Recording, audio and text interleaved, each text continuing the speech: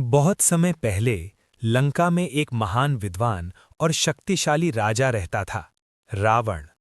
रावण केवल एक योद्धा ही नहीं, बल्कि बहुत बड़ा शिव भक्त और विद्वान भी था। लेकिन उसकी सबसे अनोखी बात थी उसके 10 सिर। बहुत लोग सोचते हैं कि रावण को ये 10 सिर कैसे मिले। कहानी शुरू होती है रावण की कठोर तपस्या से। रावण भगवान ब्रह्मा से असीम शक्ति और वरदान प्राप्त करना चाहता था।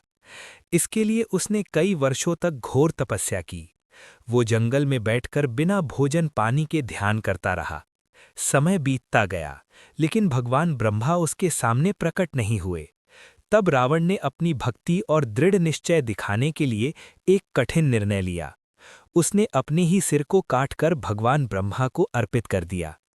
जैसे ही उसने अपना सिर काटा, आश्चर्य की बात ये थी कि उसके शरीर पर तुरंत एक नया सिर उगाया।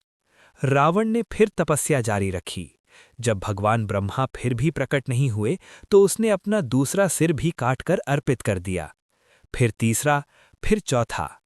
इस तरह रावण ने एक-एक करके अपने 9 सिर भगवान को समर्पित कर दिए। हर बार नया सिर उगाता और वो अपनी तपस्या जारी रखता। जब रावण 10वां सिर काटने ही वाला था, तभी उसकी अद्भुत भक्ति और त्याग देखकर भगवान ब्रह्मा प्रकट हो गए। वे रावण की कठोर तपस्या से बहुत प्रसन्न हुए। भगवान ब्रह्मा ने कहा, रावण, मैं तुम्हारी भक्ति से प्रसन्न हूँ। मांगो, क्या वरदान चाहते हो? रावण ने अपार शक्ति और अजेयता का वरदान मांगा।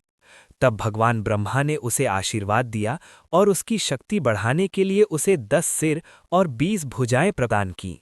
लेकिन रावण के ये 10 सिर केवल शक्ति का प्रतीक नहीं थे। वे मनुष्य के 10 स्वभावों का भी प्रतिनिधित्व करते हैं: काम, क्रोध, लोभ, मोह, मद, मत्सर, अहंकार, मन, चित्त और बुद्धि। इसके अलावा कहा जाता है कि रावण को चारों वेदों और 6 शास्त्रों का गहरा ज्ञान था।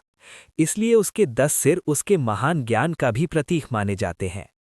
इस तरह रावण केवल एक राक्षस राजा ही नहीं था, बल्कि अत्यंत विद्वान, तपस्वी और शक्तिशाली व्यक्तित्व भी था। लेकिन उसकी सबसे बड़ी कमजोरी उसका अहंकार बना, जिसने अंत में उसका विनाश कर दिया। कहानी की सीख: ज्ञान और शक्ति कितनी भी बड़ी क्यों न हो, अगर अहंकार आ जाए तो अंत में विनाश निश्चित होता है।